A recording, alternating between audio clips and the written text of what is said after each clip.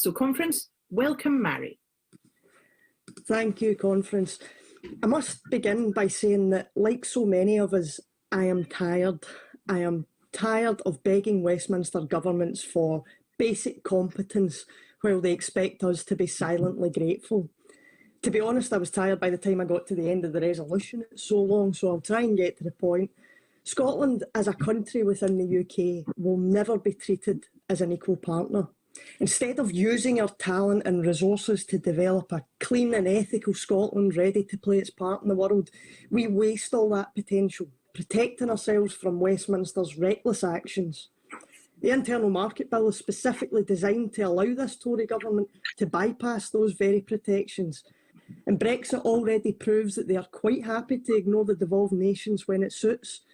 We know it's not a question of if Scotland can be independent. We have the natural resources, the structures and the geography to make it as an independent country in the world. All we need now is the will. And the election in May is a chance to demonstrate that will.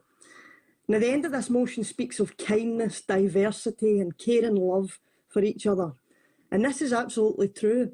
But if we are going to ask people to believe in and vote for that vision in a referendum, then we have to get our own house in order first. We believe in independence because it's the only realistic route to realising that vision of a fairer, healthier and more equal Scotland. So we have a duty as a party to get serious about tackling the bigotry that makes minorities, including some of our own members at times, feel like that vision may be a pipe dream after all. We know for a fact that there is a deliberate disinformation, divisiveness and online interference in politics worldwide, and we're kidding ourselves if we think we are exempt from it. Insidious politics works by a dripping effect. Little standalone statements that seem reasonable at first, dropping into a river of paranoia that drags down even the most rational of people. We overcome it by spending less time on social media and do politics the proper way. We speak to real people. We listen to their concerns.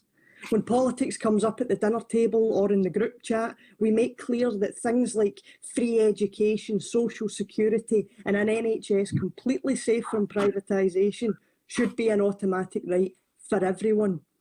We build a vision of a Scotland with health and the environment at the heart of everything we do. Last time round, we argued that the status quo could be maintained.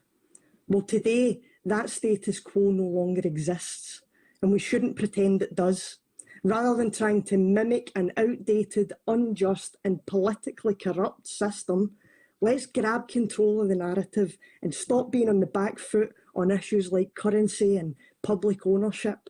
Let's bring about a vision that speaks to what's actually needed, an economy that serves people instead of the other way about. That means challenging 4 decades of neoliberalism from Westminster. People are crying out for change, so we need to be unapologetically bold in our thinking. Let's give people the ability to confidently believe in that radically different Scotland, and let's pass this resolution and make it a reality.